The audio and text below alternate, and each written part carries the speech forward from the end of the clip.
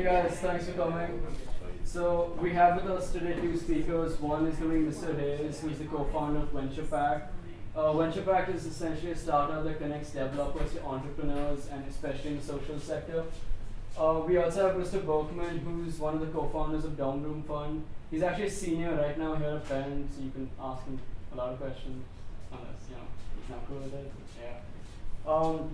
Dorm Room Fund is a student-run venture that basically tries to support other student-run startups through funding and other advice. And yeah, they're going to be the speakers for today. And, yeah, questions.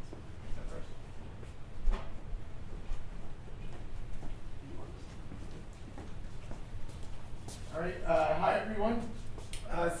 First of all, I want to thank the Weiss Tech Club for inviting me to be here. And I'm Randy, as he said, and I work at Venturepact. We help businesses execute on software projects and build remote software teams. But they invited me here today to talk to you all about building relationships. And so I want to talk about 5 things. So why should we build relationships? Why does this even matter? Second, leading with generosity. Then I'm going to talk a bit about networking events. And then the last 2 things will be building a mentor network and building a peer network. So to start off, why should we build relationships? Why does this even matter?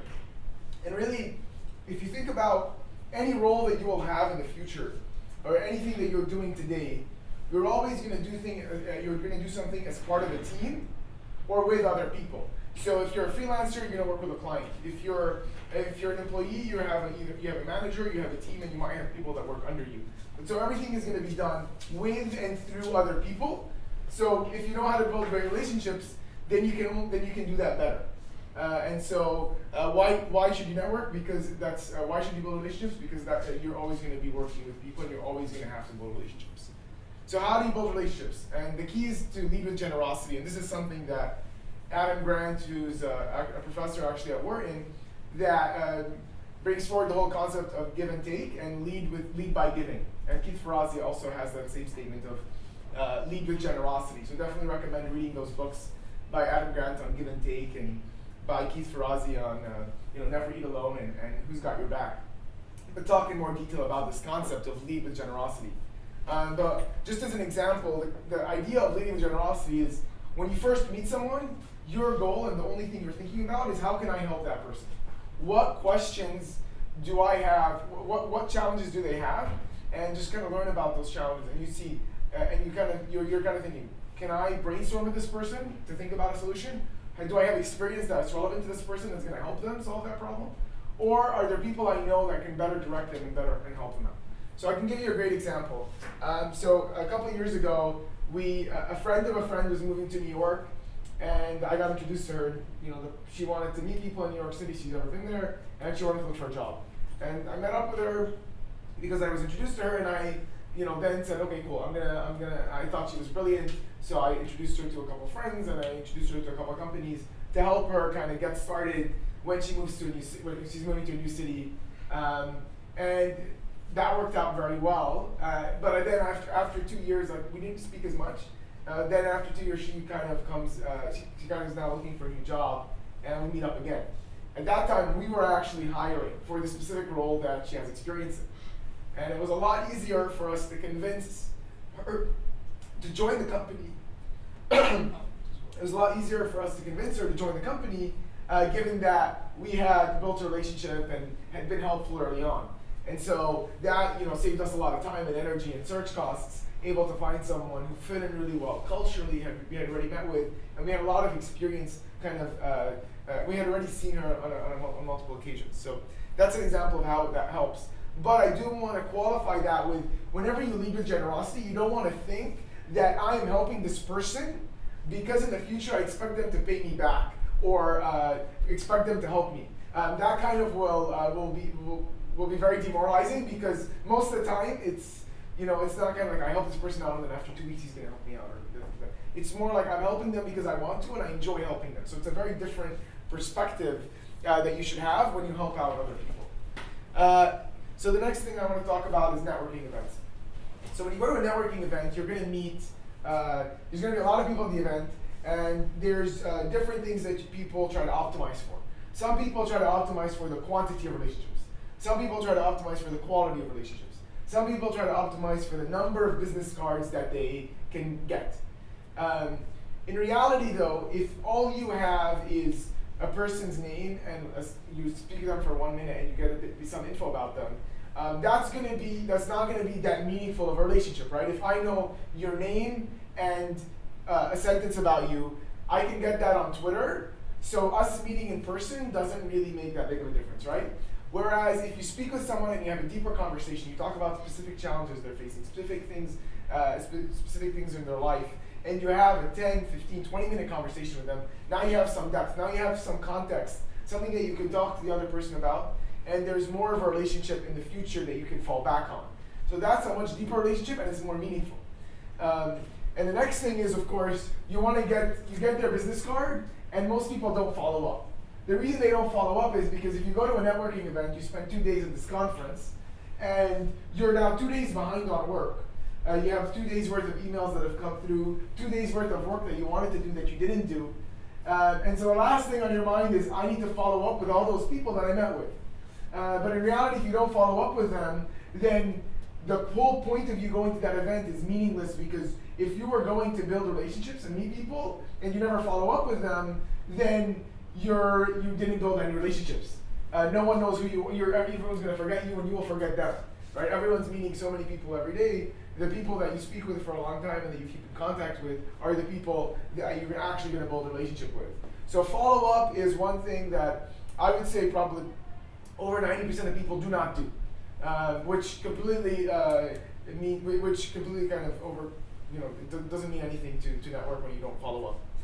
Okay, so now building a mentor and peer network. So these are two things that I feel very, very strongly about, and I think can completely change your business and your outlook as you grow your career. So what does building a mentor network mean?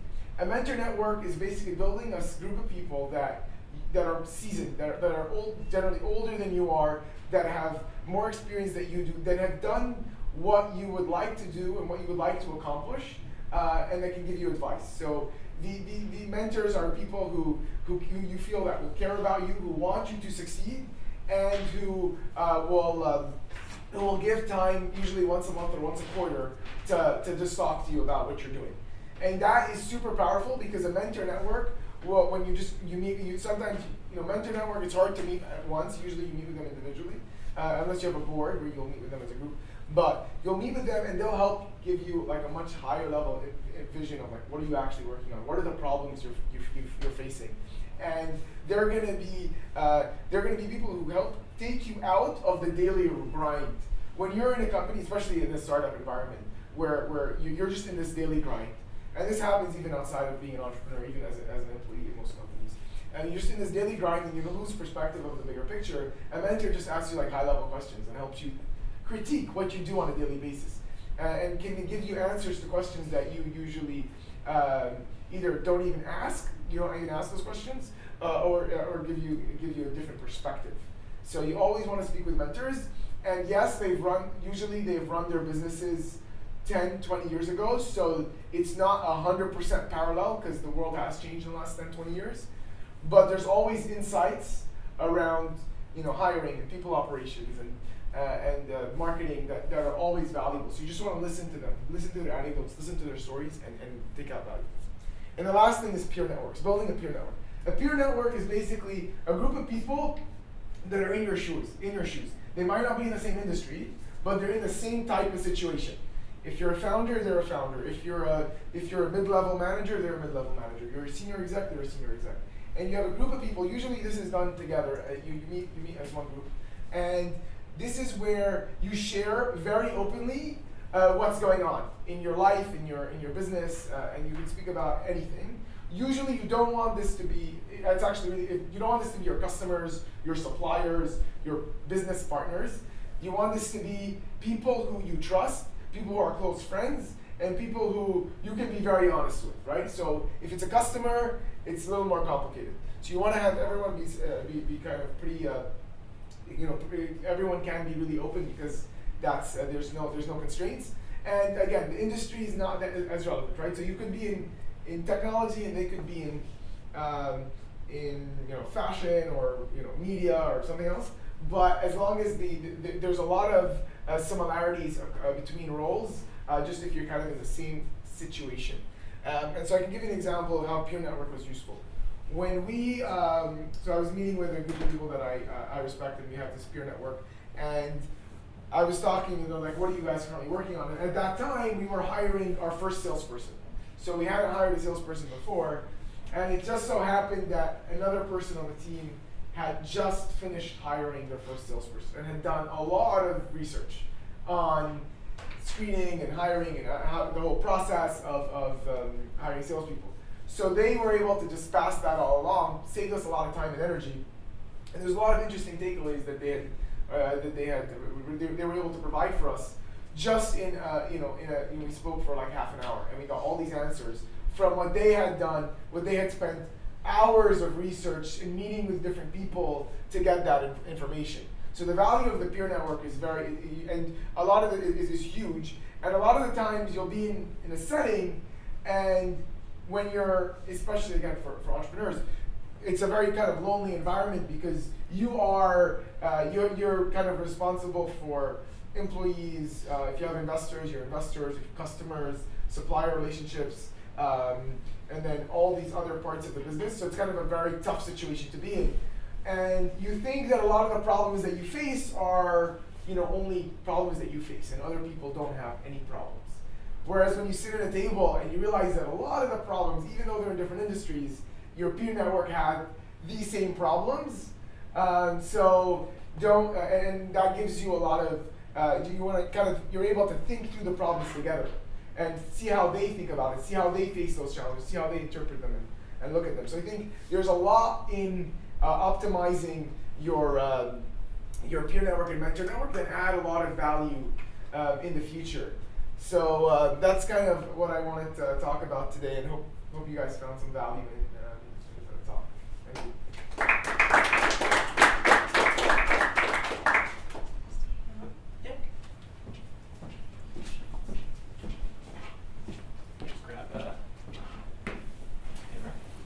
So while Heston's getting ready, let me ask you guys, why are you here?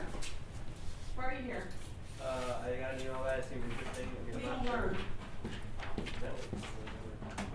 What about networking? When you go into a room, what do you want to learn? Like what is your hard thing? In this specific room, you think? Any room you go into when you walk in, like career development or something. What is something you're having?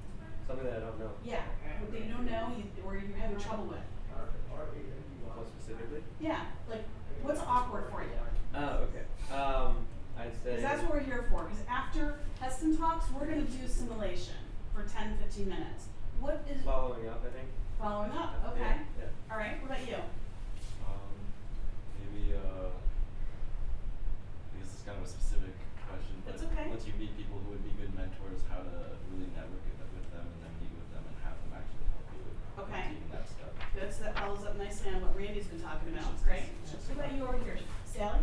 Yeah, I guess how to have a more in-depth conversation, like what other conversation you can have after just asking them who they are. Okay. Like how to have a conversation about them past that profile info. Okay. So that's actually something that before we go into some simulation, we're going to try and get more out of this, right? So a little bit more in depth. What about back here? Any other awkward things that you guys are trying to achieve? Because you're here for a reason.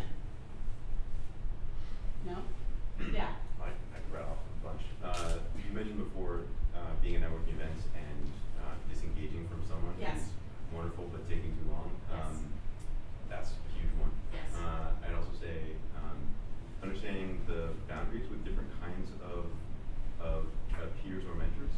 Okay. Because some people want to have different kinds of relationships with you, and it's often interesting to, like every kind of relationship you have, someone who's older or younger or a different industry, they have sort of different expectations about how you will be behaving in that. Okay. And then maintaining over time. So I'm hearing disengagement from the group. I'm hearing how to get a little bit more out of just your name, what Randy talked about earlier, how to just get more than your name and your company, and how to maybe determine if that person's going to be a mentor or a peer for you. Is that what I'm hearing? Some of the things right here? And the follow-up. And the follow-up, and how to follow up appropriately. Okay, good. All right, Heston. All right. Yeah. So, is it look yellow to you, or? Yeah. A little bit. Yeah, that's probably me. I have this thing on that makes the screen yellow at night. Let's try that again. All right. Yeah. So I don't really have like a big slide deck, but I figured I'd just talk with you guys, and I'd start kind of with a story. So when I was little, I was introduced to one of my dad's friends, and my dad said, introduce yourself. And I went over to the person and I did one of these. I waved. I didn't know what a handshake was. I didn't know the context of a handshake. What were the important aspects of a handshake? I didn't look him in the eyes. I didn't, have like a firm, confident shake. And what I realized after that moment, he looked at me. He like pushed me into a corner and said, "You always look somebody in the eyes. You always have a firm shake." And as a very young, child at this point, I was probably 5 or 6 years old, I realized like, oh my God, this is terrifying. This is the scariest thing I've ever seen. But the lesson that I learned that day has kind of continued with me throughout my life. So before you even start talking with somebody, I just want to kind of stress the importance of a handshake, because before you even make your first impression vocally as to what you're going to say, I'm so-and-so with this company, it all comes down to your handshake. How serious, do you take it? Are you looking at a person? Are you lackluster? So that's just kind of one thing that a lot of people I feel undervalue or undermine, and they take for granted, where on the other side, it's definitely of value. So in terms of like investing in what I would call these more valuable relationships, Mark Zuster, a venture capitalist at Upfront Capital, did a great piece talking about investing in lines, not dots. Does anybody kind of have an idea as to what that might be? You're shaking your head, so you want to kind of share what you think?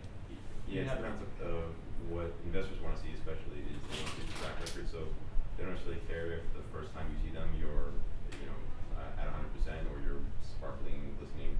They want to see you the first time, and they want to see the next time, see where you've improved in the third time, and be able to get to know you on a social level and see how you're progressing in your thoughts, so they can draw that line between your progress and see where you're going. Exactly. So when you meet somebody for the first time, you're just a dot, right? And you'll stay that dot. It's one singular interaction. You might have a brief conversation, but that conversation stays a standstill. His whole thesis is that you want to make sure that you can have multiple dots and kind of pave this path where there's an emotional relationship there, because then it's beneficial to both parties. He or she, as the investor, gets to see the progress that you're making emotionally and in the business. And it's not just these discontinuous dots along the way where you might meet them at a conference, you go up and refresh your memory, but if there's no value in the conversation, then there's not going to be that much of a connect. So one of the important things I would say, especially when attending these networking conferences or meeting different people, is trying to gain something out of the conversation than is just, I'm so-and-so with this company. One way of doing so, if you don't have the time to really do the homework on somebody that you might be meeting, there's a great app out there called Refresh. I suggest you guys download it. It kind of gives you a 35-second blurb as to what's going on with a person, with their latest tweets or something that they have attended, and it kind of gives you that ability to connect on a personal level, because at the end of the day, you're going to want to be able to have that person walk away remembering 3 things. Usually that's how a person remembers somebody, right? They're going to remember maybe where they went to school. Doubtful if you're in a networking event or if somebody's pitching you what they're working on. But if you can resonate on 2 other aspects that are more personal, then it kind of creates that connection. So when you do reach out and you do, say, I'm so-and-so, you're not just, I'm John with company A, you're, I really enjoyed our conversation about this. I hope this event went well for you. If you remember, I was working with this and I asked a couple of questions. So if you haven't downloaded that already, I'm not here to promote it. I'm not here to sell it. It's not a dorm room fund investment, but I wish. But there's some value add in these different networking tools that make it easier for you to connect with other people. I have a whole list that if you want to reach out to me, I can be more than happy to share. But that kind of just goes to the whole point that preparation really does go a long way. And before you take a meeting or a coffee chat, this kind of goes with any interview, you really want to prepare and make sure you know what you're getting yourself into. You come asking questions because at the end of the day, people like to think that, if I have a dialogue back and forth, now all of a sudden this person's in my network and I can ask favors. it's not, it goes back to the whole dot theory. That's just one moment in time. So you want to make sure that this relationship is continuously progressing, and that you're asking, something that might benefit the person on the other end of the table, or he or she might be able to give you feedback that you can take, and then come the next meeting, show your progress. So that's a kind of key point. I would also say that one piece that I feel goes very undervalued, and a lot of people have written about it, is the idea of how you go from meeting somebody to doing the email, or you happen to know so-and-so, could you connect me? Now, some people have preferred this double opt-in method of email, where a person emails somebody in the middle asking for a request. The person in the middle emails another person saying, would you be open to this introduction? And then they respond, and then there's the connection that happens, assuming that both parties agree. I personally prefer what I call the self-containable forwardable email, which basically means somebody who's reaching me, emailing something, creates a note that I can pass along to somebody. It minimizes the friction, but in that I also ask the people what they're requesting. So if it's a certain question about a certain industry, or if it's how do I grow my sales team, like Randy talked about, there's certain requests and answers that we can just jump to and see, and it makes it easier for us to respond quickly back to you, because the last thing that we want to see is, an email just gets lost, or just the response time lags. So, just one way in following up is saying, okay, as opposed to doing the back and forth meeting, like I'd love to schedule a meeting, when works for you? Well, why don't you give me a time, and then you go back and forth 10 email threads later, and all of a sudden you're still nowhere because something changes. Send your emails with what you're requesting, something that is easy to pass along. That way somebody on the other end of the table doesn't have to think about what it is that they're writing, because if they have to think about crafting an email, there's the chance that they might not do it, or they might not come up with enough solid information to relay it. And that's one of the things, kind of going back to that whole dot versus line theory. If you only have met once, it's very hard for that person to create that forwardable email if they have to write it, right? If you can create that note, pass along, especially if you've had minimal interactions, it creates a far easier and seamless transition to getting to what it is actually that you want, which is advice, help, and answers. So with that in mind, also don't, this sounds like a laundry list a little bit as to the do's and the don'ts, and these are all just guidelines, things that I've seen where, somebody might address an email to multiple people on the same team, right? So just the other day, I got an email that was addressed to 25 people, all asking the exact same thing, no particular person mentioned.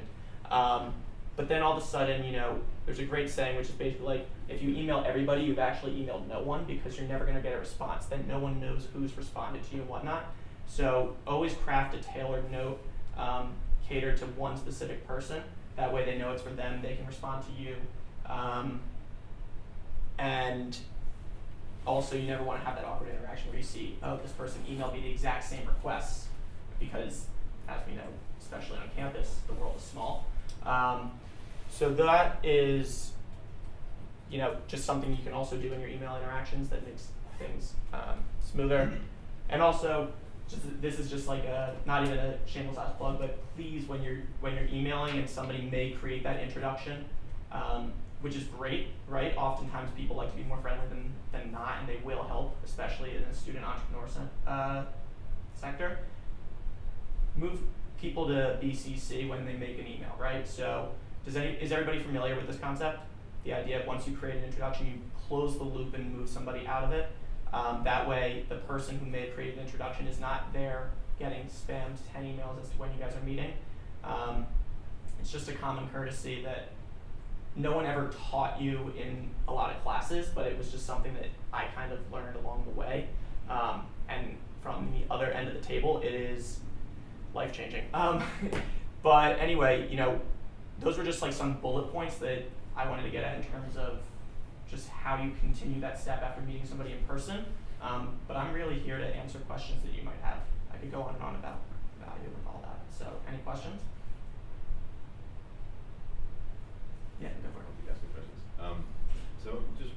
when you're, an etiquette question on when you're emailing with people who are either legitimate VIPs or see themselves as VIPs, and the aspect of scheduling a meeting. Do you find that it's really significant who offers the times first? Because I've often found that I feel like I have to specify a time, everybody's busy, right? But if I specify a date and a time and that doesn't work, you can ask them whatever and they specify a date and time and that doesn't work, and you find another one, and on. Right. It seems, there's a point where it seems like you're getting like to eat or something.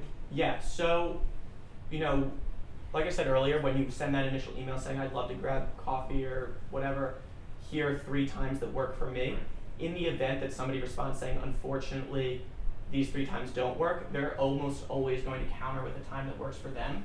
And then if that time doesn't work for you, then you suggest another 3 times. And I would say that that's the best way, because if you're asking for help where somebody might be perceived as more busy, or in the case that they're not, but it's just their perception, then always giving them the option to choose creates it that you're open to, you know, you're open to interpretation, which is far better than saying I'm available at this strict time, and then realizing that something might come up, then you have to change it. So I would say moving forward with any email that you send, attach 3 dates and times that work. In the event that somebody says those times don't work, then they'll almost always give you a counter response. Have you found any tricks for being able to shorten that chain of here's some times that work for me, here's some times that work for me, and then to that back and forth and back and forth? Seems like a thing that is super basic and yet always happens on every email chain. And when you try to use a tool, like a scheduling tool, sort of people. You're saying like a when to meet or something like that? Yeah, people seem resistant to it. Yeah. Well, the hard part with when to meet or another tool like that is that means that somebody actually has to open up the link, which is where a lot of the times it doesn't happen. Obviously, there is that struggle where eventually you're going to have that back and forth, and there are a couple companies that have been trying to automate that process for you. But in the, at the time being, the other party's not going to want to receive more emails, so they're going to try and satisfy the time requests as fast as possible. And on your end, you're not going to want to send more dates, because now all of a sudden you're booking yourself out into the future, most likely, where different questions might arise, you might get answers, and then the context of the meeting has changed multiple times. So I would say most of the time people are going to try and resolve the scheduling conflict faster. But in terms of the back and forth dialogue, if it gets to that point, then you'll solve that thread. Any others? All right. Yeah, and if you guys do have any questions or you want to reach out, or if you are looking for funding as a company, shameless plug for Dorman Fund, please reach out. Appreciate a nice introduction as to what we do, but we are a student-run venture capital firm writing an average check size of $20,000. Uncapped convertible notes are the best terms a founder can really get to help you grow your business, and we offer that through various supports, list of RAs and mentors, the Dorman Fund team, discounted services like at Amazon Web Services, and we have a closed proprietary social network where entrepreneurs like yourself ask ideas and questions back and forth, so you can get some feedback as to what other people and other businesses might be doing. But it kind of extends that network. So if that's of interest to you, please feel free and reach out. But thank you for having me.